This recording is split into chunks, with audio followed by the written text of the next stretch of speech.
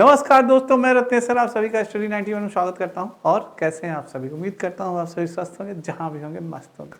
दोस्तों आज बहुत ही इंपॉर्टेंट टॉपिक लेके आया हूं, जिससे कि आपके एग्जाम में, चाहे वो कोई भी एग्जाम हो दोस्तों, आप किसी भी कंपटीशन की तैयारी कर रहे हो, हर एग्जाम में एक या दो क्वेश्चन जरूर पूछा जाता है। दोस्तों आपसे क्वेश्चन पूछा जाता है कि ओजोन क्षरण होता क्या है। आपसे क्वेश्चन पूछ सकता है ओजोन क्षरण का कारण क्या है। आपसे पूछा जा सकता है कि ओजोन क्षरण का मनुष्य पे होने वाले दुष्प्रभाव क्या है। ओजोन क्षरण का समुद्री जीवन पर क्या प्रभाव पड़ता है। ओजोन परत का क्षरण समाधान कैसे है। तो ये क्वेश्चन आपसे दोस्तों हमेशा पूछे जा सकते हैं। तो इन्हीं क्वेश्चन का आज समाधान मैं आपको बताऊंगा दोस्तों। बहुत ही इंपॉर्टेंट सेशन है दोस्तों, इसलिए सेशन को ज़्यादा से ज़्यादा एक बार शेयर करिएगा दोस्तों। अगर अच्छा लगे तभी लाइक करिएगा, नहीं तो लाइक मत करिएगा। आइए दोस्तों स्टार्ट करते हैं दोस्तों अपना सेशन। सभी को राधे राधे, जय श्री कृष्ण। दोस्तों ये आपके वीडियो का महाबचत ऑफर है। कंप्लीट कोर्स मात्र 999 और प्रैक्टिस बैच स्टार्ट हो चुका है, आप सभी ज्वाइन कर सकते हैं। दोस्तों ओजोन परत क्षरण, दोस्तों ओजोन परत क्षरण आखिर होता क्या है, इसके बारे में जानते हैं दोस्तों। थोड़ी सी बात करते हैं दोस्तों अपने वायुमंडल की। दोस्तों ओजोन परत की पहले बात करते हैं कि ओजोन परत पृथ्वी की सतह से 20 से 30 किलोमीटर की ऊंचाई पे समताप मंडल में एक परत में पाई जाती है। दोस्तों क्या होती है, एक समताप मंडल में ही पाई जाती है आपकी ओजोन परत। एक क्वेश्चन आपका बना कि आपसे पूछा जा सकता है कि जो ओजोन परत होती है वो कहाँ पाई जाती है, तो समताप मंडल में पाई जाती है, जिसे कि क्या कहते हैं, ओजोन परत कहते हैं। और ओजोन परत का कार्य क्या होता है, इसके बारे में जानते हैं। ओजोन परत हमें सूर्य से आने वाली कौन सी किरणें, पैराबैंगनी किरणें दोस्तों, आने वाली कौन सी किरणें, पैराबैंगनी किरणें यानी अल्ट्रावायलेट किरणों से क्या करती है, बचाती है दोस्तों। क्या करती है, बचाती है। जो ओजोन परत होती है दोस्तों, ये हमें जो पैराबैंगनी किरणें आती हैं उनका अवशोषण करती हैं, शोषण करती हैं, और उनको हमसे आने तक दोस्तों, पृथ्वी तक आने तक क्या करती हैं, बचाती हैं। दोस्तों थोड़ा सा जानते हैं जो हमारी जो पृथ्वी का वायुमंडल है दोस्तों कैसे निर्मित हुआ है, आइए जानते हैं। सर्वप्रथम दोस्तों हमारा क्या है, पृथ्वी से थोड़ी सी ऊंचाई पे हमारा दोस्तों 0 से 12 किलोमीटर पे सबसे पहले है क्षोभ मंडल, यानी टोरोस्फियर दोस्तों इसको कहा जाता है, टोरोस्फियर कहा जाता है। उसके बाद थोड़ी सी ऊंचाई पे है हमारा क्या, समताप मंडल दोस्तों। कभी कभी प्रश्न बनता है कि किस मंडल में हवाई जहाज यानी कि एरोप्लेन उड़ाया जा सकता है, तो वो है हमारा कौन सा, समताप मंडल होता है दोस्तों। क्या होता है, समताप मंडल होता है दोस्तों। और आपसे पूछा जा सकता है कि मध्य मंडल दोस्तों, ये है। फिर हमारा आता है मेसफियर दोस्तों, यानी कि मध्य मंडल। उसके बाद आता है दोस्तों हमारा ताप मंडल, और सबसे ऊपर यानी सबसे लास्ट में आता है हमारा क्या, बाह्य मंडल दोस्तों, यानी कि एक्स्ट्रोफियर दोस्तों। ये हमारे दोस्तों वायुमंडल की संरचना है। सर्वप्रथम यानी कि क्षोभ मंडल, फिर समताप मंडल, फिर मध्य मंडल, फिर ताप मंडल, और उसके बाद क्या है, एक्सोफियर यानी कि बाह्य मंडल दोस्तों। तो ये चीज है दोस्तों, याद रखिएगा। इसको इंग्लिश में दोस्तों भी याद रखिएगा, हिंदी में भी टोरोस्फियर, स्टेरोस्फियर, मेसोस्फियर दोस्तों, और थर्मोस्फियर और एक्सोफियर दोस्तों। बाह्य मंडल अंतिम है मंडल हमारा, जो कि सबसे होता है। तो इसके बारे में याद रखिएगा, बहुत इंपॉर्टेंट। तो ये हमारी संरचना है, वायुमंडल संरचना है। अब बात करते हैं ओजोन परत की। तो ओजोन परत दोस्तों यह पृथ्वी के चारों तरफ एक सुरक्षा कवच के रूप में कार्य करती है। जो समताप मंडल और क्षोभ मंडल के बीच में ये हमारी जो ओजोन लेयर होती है दोस्तों हमारी पृथ्वी में, ये कैसा कार्य करती है, एक सुरक्षा कवच के रूप में कार्य करती है। क्या करती है, एक सुरक्षा कवच के रूप में कार्य करती है। अगर ओजोन परत पृथ्वी के चारों ओर न होती तो शायद अन्य ग्रहों की तरह पृथ्वी पर भी जीवन न होता दोस्तों। Point noted my student. अगर ओजोन परत, अगर जो ये परत है दोस्तों हमारी पृथ्वी और दोस्तों सूर्य के बीच में जो परत है, ये परत अगर न होती, ओजोन लेयर न होती दोस्तों, तो शायद पृथ्वी पर जीवन न होता दोस्तों। क्योंकि जो हमारे सूर्य से आने वाली किरणें हैं दोस्तों, वो बहुत ही हानिकारक होती हैं। तो जो अल्ट्रावायलेट किरणें होती हैं दोस्तों, वो क्या होती है, बहुत ही हानिकारक होती हैं, जो हमारे जीवन के लिए बहुत हानिकारक मानी जाती है। तो ये ओजोन लेयर क्या करती हैं दोस्तों, ये जो पैराबैंगनी किरणें जो होती हैं, ये ओजोन लेयर उन्हीं का क्या करती हैं, अवशोषण करती हैं। तो दोस्तों अगर यही न ओजोन लेयर ये न होता, तो दोस्तों हमारी पृथ्वी पर जीवन न होता। तो ये बहुत इंपॉर्टेंट है दोस्तों, याद रखिएगा, जानते रहिएगा। आइए दोस्तों और जानते हैं, आइए जानते हैं और चीज़ों के बारे में। तो ये दोस्तों हमारे जो, अगर आपने जाना कि अगर ये ओजोन लेयर न होती, ये ओजोन लेयर न होती, ओजोन परत न होती, तो हमारी पृथ्वी पे हमारा जीवन न होता दोस्तों। हम जानते हैं दोस्तों जो हमारा सूर्य है, उससे दोस्तों हमारी जो किरणें निकलती हैं वो 3 प्रकार की होती हैं। कितने प्रकार की होती हैं? वो 3 प्रकार की होती हैं दोस्तों, अल्ट्रावायलेट ए, अल्ट्रावायलेट बी और अल्ट्रावायलेट सी दोस्तों। तो उसमें दोस्तों ये जो हमारी अल्ट्रावायलेट ए होती है दोस्तों, ये अच्छी मानी जाती है। अल्ट्रावायलेट जो होती है अच्छी, जो हम जानते हैं कि सूर्य की किरण से हमें कौन सा विटामिन मिलता है? विटामिन डी मिलता है दोस्तों। तो ये अल्ट्रावायलेट ए किरण ही होती है दोस्तों, जिससे कि जो हमारी पृथ्वी तक आती है डायरेक्ट, ये इससे हमें क्या मिलता है दोस्तों? विटामिन डी मिलता है। अब बात की जाए दोस्तों, जो अल्ट्रावायलेट सी होती है, ये क्या होती है? ये घातक होती है। क्या होती है दोस्तों? ये घातक होती है। ये दोस्तों जो सी होता है ये सबसे घातक होती है। अगर ये दोस्तों ये ओजोन लेयर को दोस्तों क्रॉस करके अगर आ जाए तो हमारा जीवन क्या हो जाएगा? नष्ट हो जाएगा। तो ये दोस्तों इस ओजोन लेयर को कभी भी क्रॉस करके ये नहीं आ पाती। और जो ये अल्ट्रावेव किरणें हैं दोस्तों, ये दोस्तों बी जो होती है, अल्ट्रावेव बी किरणें होती हैं, ये हमारे लिए हानिकारक होती हैं। क्या होती हैं? ये हमारे लिए हानिकारक होती हैं दोस्तों, क्योंकि ये कुछ किरणें जो हमारे आ जाती हैं दोस्तों हमारी पृथ्वी पर, जिनसे ही दोस्तों हमें क्या होती है? कई हानियां होती है, जैसे त्वचा कैंसर हो गया और भी सारी कई बीमारियां होती हैं, जिसके बारे में हम दोस्तों डिस्कस करेंगे। तो ये 3 किरणें होती हैं दोस्तों जो कि हमारे सूर्य से आती हैं, और जो ये हमारी ओजोन लेयर होती है दोस्तों, वो इसको इन किरणों से हमारी रक्षा करती है दोस्तों। तो आप जानते होंगे। तो दोस्तों ये हो गया, पृथ्वी भी जीवनहीन होती। आइए नेक्स्ट बात करते हैं। समताप मंडल का ओजोन गुड ओजोन कहलाता है। जो समताप मंडल का ओजोन होता है वो क्या है? अच्छा ओजोन कहलाता है, क्योंकि यह पराबैंगनी किरणों को अवशोषित कर पृथ्वी पर जीवन की रचना करता है। तो जो समताप मंडल का जो ओजोन होता है, ये क्या करता है? अवशोषित कर लेता है सारी जो ओजोन किरणें आती हैं, अल्ट्रावेव किरणें आती हैं, पराबैंगनी किरणें आती हैं, ये क्या कर लेता है? ये अवशोषित कर लेता है, वो इन्हें पृथ्वी तक नहीं आने देता दोस्तों। तो ये ओजोन लेयर जो समताप मंडल की होती है, जो समताप मंडल में ही रह जाती है, तो ये क्या माना जाता है? अच्छा माना जाता है दोस्तों। नेक्स्ट, अवशोषित कर पृथ्वी पर जीवन की रक्षा करती हैं, इसलिए दोस्तों इसे पृथ्वी का रक्षा कवच भी कहा जाता है। आपसे कोई पूछे कि पृथ्वी का रक्षा कवच किसे कहा जाता है, तो याद रखिएगा कि समताप मंडल को दोस्तों क्या कहते हैं? पृथ्वी का रक्षा कवच कहा जाता है, ओजोन लेयर कहलाता है दोस्तों, ठीक है। और पराबैंगनी किरणों या पृथ्वी का छाता भी इसे कहा जाता है। क्या कहा जाता है? पृथ्वी का छाता भी कहा जाता है दोस्तों, तो याद रखिएगा, ठीक है। यानी समताप मंडल का ओजोन गुड ओजोन कहलाता है, क्योंकि यह पराबैंगनी किरणों को अवशोषित कर पृथ्वी पर जीवन की रक्षा करता है, इसीलिए इसे पृथ्वी का रक्षा कवच या पृथ्वी का छाता भी कहते हैं दोस्तों, याद रखिएगा। नेक्स्ट है ओजोन परत का निर्माण। अब बात करते हैं कि ओजोन परत का जो निर्माण होता है वो किस प्रकार से होता है। तो दोस्तों ओजोन परत का जो निर्माण होता है सूर्य से आने वाली जो पराबैंगनी किरणें होती हैं की वजह से होता है। जब ये पराबैंगनी किरणें दोस्तों सामान्य O2 के अणुओं पर गिरती हैं तो ये ऑक्सीजन O2 को 2 परमाणुओं को अलग अलग कर देती है। दोस्तों क्या होता है? जो O2 होता है हमारा एक परमाणु होता है, जैसे ये सूर्य की किरणें गिरी तो ये हमारे जो ऑक्सीजन के अणु होते हैं ये क्या होते हैं? अलग अलग हो जाते हैं। जो परमाणु के अणु होते हैं दोस्तों क्या हो जाते हैं? ये ऑक्सीजन के अणु क्या होते हैं? 2 परमाणुओं को अलग अलग कर देती है। क्या कर देती है? अलग अलग कर देती है। क्या ये अलग अलग हो जाते हैं, यानी मुक्त हो जाते हैं। हुए यह दोनों O2 परमाणु ऑक्सीजन के दूसरे अणु से मिलकर ओजोन O3 का निर्माण कर देती है, और फिर यही दोस्तों जो टूटे हुए होते हैं ये जाके दूसरे उससे मिल जाते हैं, दूसरे अणुओं से मिल जाते हैं, और वहीं पे दोस्तों हमारा निर्माण हो जाता है किसका? O3 का, यानी कि ओजोन का निर्माण हो जाता है दोस्तों। किसका निर्माण हो जाता है?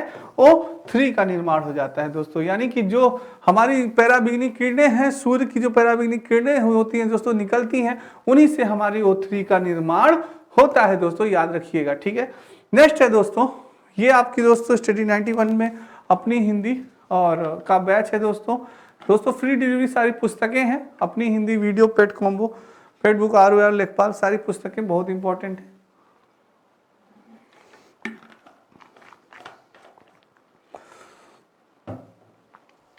चलिए दोस्तों नेक्स्ट चलते हैं। अब नेक्स्ट बात की जाए दोस्तों तो ओजोन O3 का अणु क्या होता है? अस्थायी होता है। याद रखिएगा, पूछा जा सकता है ओजोन O3 का अणु अस्थायी होता है कि अस्थायी, तो याद रखिएगा क्या होता है? अस्थायी होता है। यह पराबैंगनी किरणों को क्या करता है? अवशोषित कर लेता है। क्या कर लेता है? अवशोषित करता है, और पुनः ऑक्सीजन के अणु एक मुक्त ऑक्सीजन परमाणु किसी अन्य ऑक्सीजन के अणु साथ मिलकर ओजोन का अणु क्या करते हैं? बना लेते हैं। और दोस्तों इस तरह की ओजोन परत में ओजोन चक्र यह चलता रहता है, यह चक्र क्या होता है दोस्तों, चलता रहता है और ओजोन लेयर का पराबैंगनी किरणों का अवशोषित करने का यही कारण होता है। यही कारण होता है कि जो ओजोन जो पराबैंगनी किरणें हैं दोस्तों, उसको ओजोन लेयर क्या कर लेती है, आसानी से सरलता पूर्वक क्या कर लेती है, अवशोषित कर लेती है। तो ये चीज होता है दोस्तों, अवशोषित कर लेती है। पर दोस्तों ओजोन परत में हो रहे क्षरण के लिए क्लोरोफ्लोरोकार्बन, पर दोस्तों जो क्लोरोफ्लोरोकार्बन यानी सीएफसी गैस, जो सीएफसी गैस होती है दोस्तों, यह हमारी सबसे प्रमुख गैस होती है जो ओजोन लेयर का क्षरण का मुख्य कारण मानी जाती है। दोस्तों सीएफसी गैस से ही ओजोन परत में दोस्तों क्या हो रही है, जो छिद्र हो रहे हैं, जो लेयर हमारी कमजोर हो रही है, मेन यानी कि दोस्तों आपकी यही सीएफसी गैस है जिससे कि प्रभाव पड़ रहा है ओजोन लेयर पे सबसे ज्यादा और प्रमुख रूप से उत्तरदायी है। इसके अलावा कौन सी गैस है, हेलोजन है, मिथाइल क्लोरोफॉर्म है, कार्बन टेट्रोलाइड है, आदि रासायनिक पदार्थ हैं जो ओजोन को नष्ट करने में प्रमुख योगदान दे रहे हैं दोस्तों। इनकी वजह से ही दोस्तों जो हमारा ओजोन लेयर है वो क्या हो रहा है, वो कमजोर होता जा रहा है दोस्तों, जिससे कमजोर हो जाने के कारण दोस्तों क्या हो रहा है, कमजोर हो जाने के कारण जो पराबैंगनी किरणें हैं दोस्तों वो आसानी से हमारे पृथ्वी पर आ रही हैं।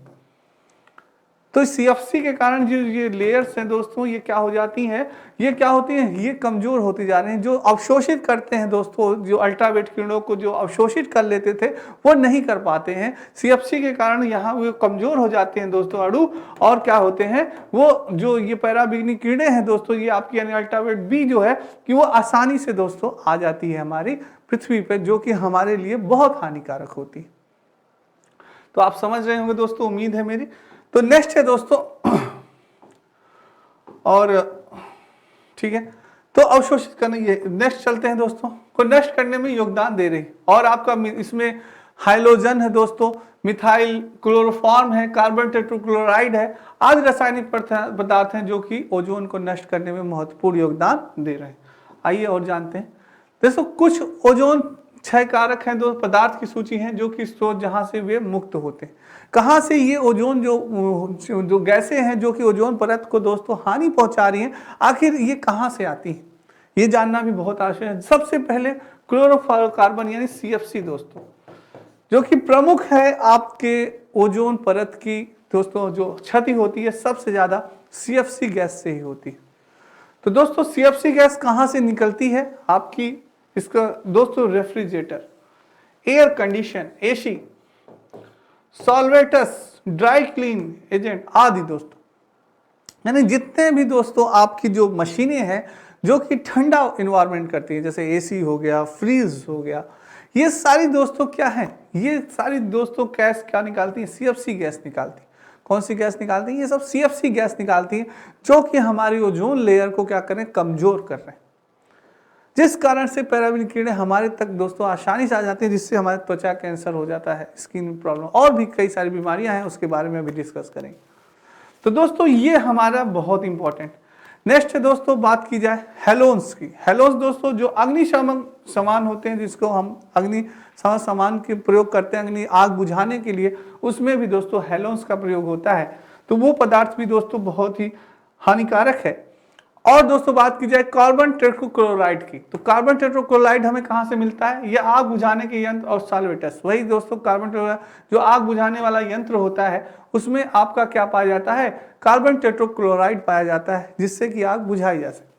मिथाइल क्लोरोफॉर्म दोस्तों, मिथाइल क्लोरोफॉर्म किस में प्रयोग किया जाता है, चिपकाने वाले दोस्तों, किसी चीज को हमको चिपकाना है तो हम किसका प्रयोग करते थे, मिथाइल क्लोरोफॉर्म होता है दोस्तों, चिपकने वाली वस्तुएं, चिपकाने वाली वस्तुओं में, और एरोसोल में दोस्तों उसमें प्रयोग करते हैं, जिसमें क्या पाया जाता है, मिथाइल क्लोरोफॉर्म पाया जाता है। ये भी गैसें दोस्तों आपके ओजोन लेयर को क्षरण में बहुत इंपॉर्टेंट रोल अदा करती है। ठीक है, मेन तो सीएफसी होती है और कुछ इनका भी योगदान होता है। हाइड्रोक्लोरोफ्लोरोकार्बन दोस्तों, यह किसका, आग बुझाने का यंत्र है। क्या है, आग बुझाने के यंत्र में आता है, एयर कंडीशनर में भी मिलता है और सॉल्वेटस में भी यह मिलता है दोस्तों। आपका हाइड्रोफ्लोरोकार्बन गैस भी ये आपकी मिलती है। याद रखिए दोस्तों, ये आपसे पूछा जा सकता है और ये आपसे दोस्तों बहुत इंपॉर्टेंट है, स्लाइड स्क्रीनशॉट ले लीजिएगा। नेक्स्ट बात करते हैं ओजोन परत क्षरण के प्रभाव के बारे में, क्या इसका दुष्प्रभाव पड़ा हमारे ऊपर, इसके बारे में अब बात करते हैं। तो ओजोन परत का क्षरण पर्यावरण पर हानिकारक प्रभाव पड़ता है। आइए हम मनुष्य और पर्यावरण पर ओजोन परत के क्षरण के प्रमुख प्रभावों को देखते हैं कि क्या क्या प्रभाव पड़ता है। सबसे बात पहले करते हैं दोस्तों, ये आपकी यूपी टेट की पुस्तक है दोस्तों, मात्र 249 रुपये में फ्री होम डिलीवरी है। और ये आपके हिंदी विजुअल का नया बैच भी प्रारंभ हो चुका है।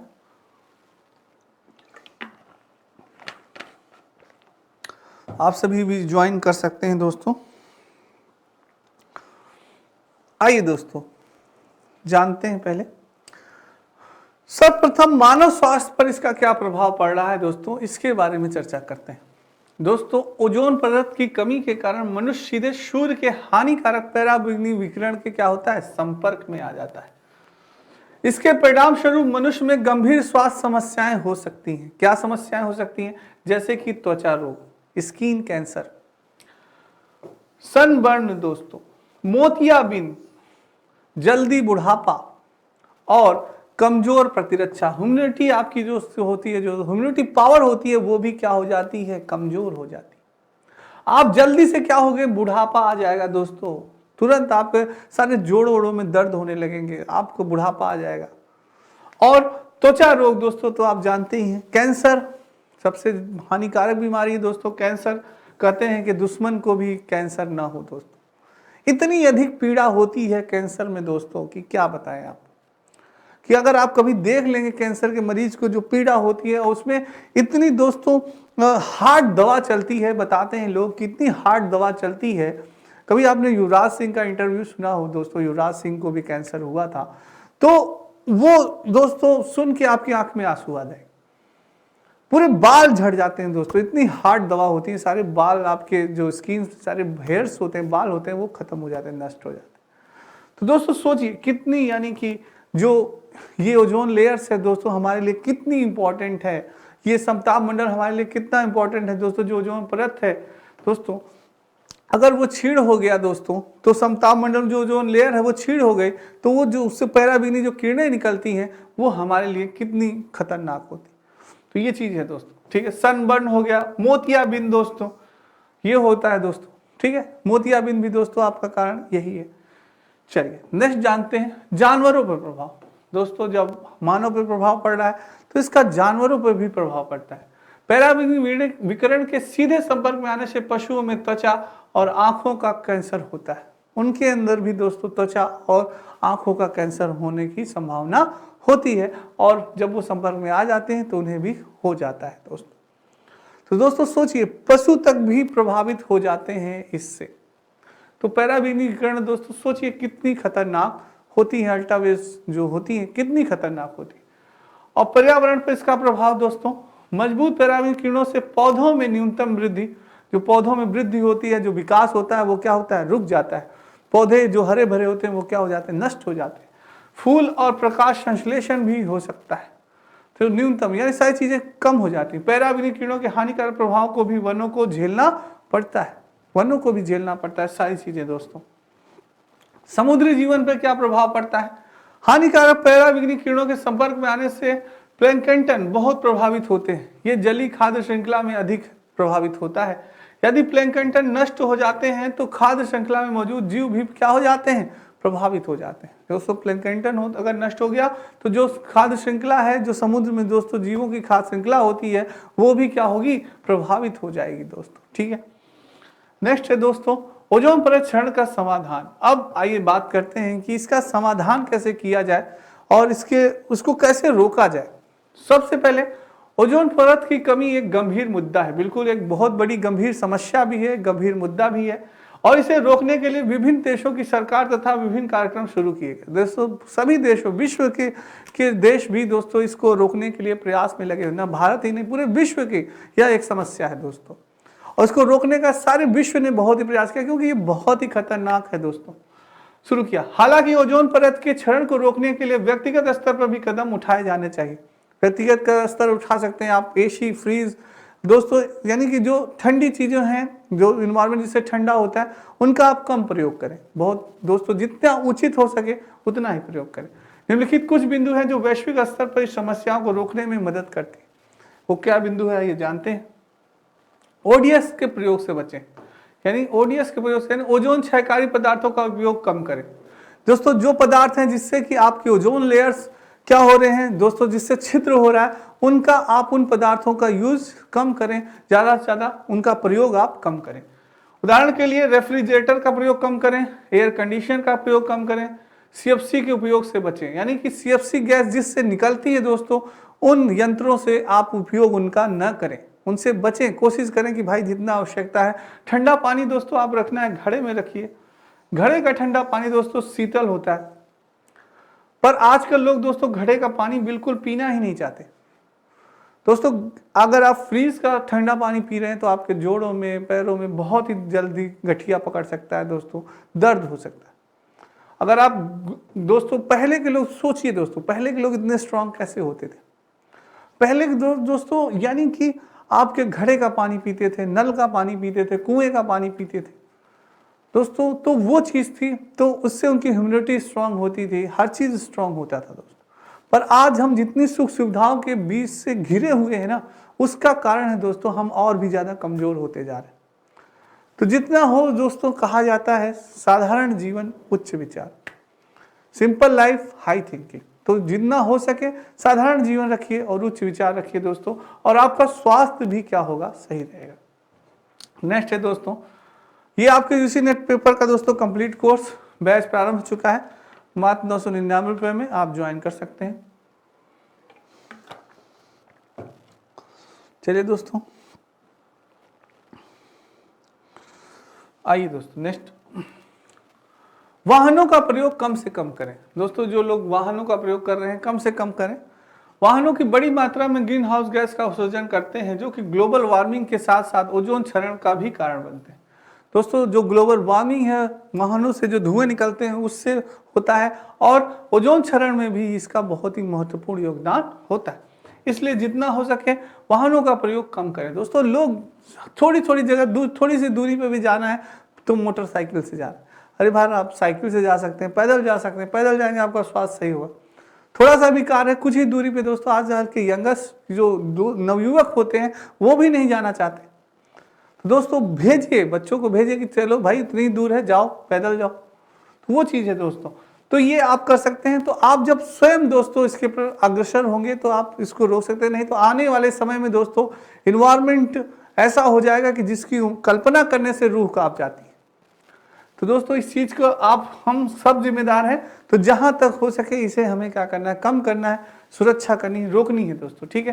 पर्यावरण के अनुकूल में सफाई उत्पादों का प्रयोग करें। पर्यावरण के अनुकूलन में सफाई उत्पादों का प्रयोग करें, जैसे अधिकांश सफाई उत्पादों में क्लोरीन और ब्रोमीन छोड़ने वाले रसायन होते हैं, जो वातावरण में रास्ता खोज लेते हैं और ओजोन परत को भी ये क्या करते हैं, प्रभावित करते हैं। तो पर्यावरण की रक्षा के लिए प्राकृतिक उत्पादनों से प्रतिस्थापित किया जाना चाहिए। दोस्तों कम यूज करना चाहिए। आप क्लोरीन का यूज कर रहे हैं, ब्रोमीन का, तो इनका कम यूज करिए दोस्तों आप, ठीक है। नेक्स्ट है दोस्तों, नाइट्रस ऑक्साइड का प्रयोग प्रतिबंधित होना चाहिए। जो हम नाइट्रस ऑक्साइड का प्रयोग करते हैं वो क्या होना चाहिए, प्रतिबंधित होना चाहिए। सरकार को कार्रवाई करनी चाहिए और ओजोन परत पर प्रतिकूल प्रभाव डालने वाले हानिकारक नाइट्रस ऑक्साइड के उपयोग पर रोक लगानी चाहिए। दोस्तों लोगों को नाइट्रस ऑक्साइड और इससे निकलने वाली गैसों के हानिकारक प्रभावों के बारे में जागरूक किया जाना चाहिए, ताकि व्यक्तिगत स्तर पर भी इसका उपयोग कम से कम। दोस्तों नाइट्रस ऑक्साइड का हमें कम प्रयोग करना चाहिए, हो सके तो व्यक्तिगत स्तर पर भी दोस्तों इसको हमें जागरूक करना चाहिए, अपने घरों के, अपने मोहल्ले को, अपने गांव के लोगों को धीरे धीरे कि भाई इसका कम प्रयोग करिए। अपने दोस्तों मोहल्ले हैं उनका भाई कम एसी का प्रयोग करिए, कम फ्रीज का प्रयोग करिए, कम दोस्तों वो चलाइए। तो ये चीज़ें हैं दोस्तों, तो आप जब तक करेंगे। और नाइट्रस ऑक्साइड प्रयोग पे क्या करना है, सरकार को प्रतिबंध भी लगा देना चाहिए, तो बहुत जल्दी ये समस्या का समाधान हो जाएगा दोस्तों, ठीक है। नेक्स्ट है वियना सम्मेलन। दोस्तों इसके समाधान के लिए वियना सम्मेलन हुआ ओजोन क्षरण के लिए। सोचिए विश्व भर में की बहुत बड़ी समस्या थी ये।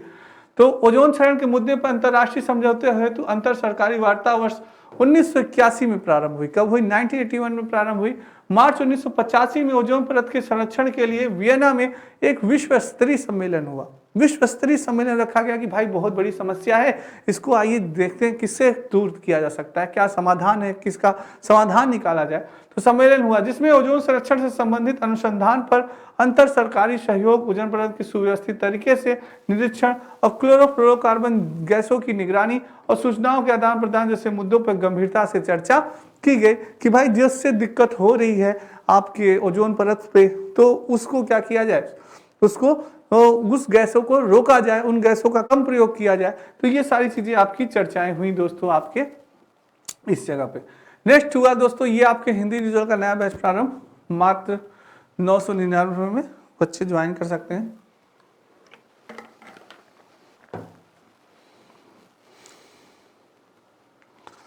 आइए दोस्तों, नेक्स्ट हुआ दोस्तों मॉन्ट्रियल प्रोटोकॉल। ये बहुत इंपॉर्टेंट है दोस्तों ओजोन क्षरण के लिए। ये दोस्तों बहुत इंपॉर्टेंट पूछा गया है कि ओजोन परत नुकसान पहुंचाने वाले विभिन्न पदार्थों के उत्पादन तथा उपभोग पर नियंत्रण के उद्देश्य के साथ विश्व के कई देशों ने 16 दिसंबर 1987 को, कब दोस्तों? 16 दिसंबर 1987 को मॉन्ट्रियल प्रोटोकॉल पर हस्ताक्षर किए थे कि भाई हमें इन गैसों का कम प्रयोग करना है, लोगों को प्रति जागरूक करना है, प्रतिबंध लगाना है। सारे लोगों ने 16 सितंबर 1987 को मॉन्ट्रियल प्रोटोकॉल पर उन्होंने क्या किया? हस्ताक्षर किया, जिसे आज भी विश्व का सबसे सफल प्रोटोकॉल माना जाता है। सबसे सफल प्रोटोकॉल आपसे पूछा जा सकता है, ओजोन क्षरण का सबसे सफल प्रोटोकॉल कौन सा था? तो मॉन्ट्रियल प्रोटोकॉल था दोस्तों। कब? 16 सितंबर 1987 को। याद रखिएगा डेट, बहुत इंपॉर्टेंट है, पूछी जा सकती है, या तो डेट पूछा जाएगा या तो ये मॉन्ट्रियल। तो ये था दोस्तों, बहुत इंपॉर्टेंट है। और गौरतलब है कि इस प्रोटोकॉल पर विश्व के 197 पक्षकारों ने क्या किया? हस्ताक्षर किया। 197 दोस्त लोगों ने क्या किया इस पे दोस्तों, जो इसके पक्ष में थे उन्होंने, देशों ने क्या किया? इस पे हस्ताक्षर किया। मॉन्ट्रियल प्रोटोकॉल के तहत 3 पैनल आते हैं। इसके तहत 3 पैनल बनाए गए दोस्तों, वैज्ञानिक आकलन पैनल और प्रौद्योगिकी और आर्थिक आकलन पैनल और पर्यावरणीय प्रभाव आकलन पैनल। इन पैनल के आधार पर यह किया गया, पता लगाया गया कि किस प्रकार से ओजोन क्षरण को से जो होने वाली हानियां हैं इसको कैसे रोका जा सकता है, कैसे ओजोन क्षरण जो हो रहा है, जो हमारा समताप मंडल के दोस्तों रीजन है कि ओजोन क्षरण जो होता है जिससे कि कमजोर हो रहा है, वो लेयर्स कमजोर हो रही है, तो उसको कैसे दोस्तों रोका जाए, तो जिससे कि हानियां कम हो। इन तीनों पैनल ने दोस्तों प्रयास किया इसको और इसको अग्रसर बढ़ाया। ठीक है, तो दोस्तों ये आपके नितिन सर के नोट्स हैं, आप सभी ले सकते हैं, बहुत ही इंपॉर्टेंट है दोस्तों।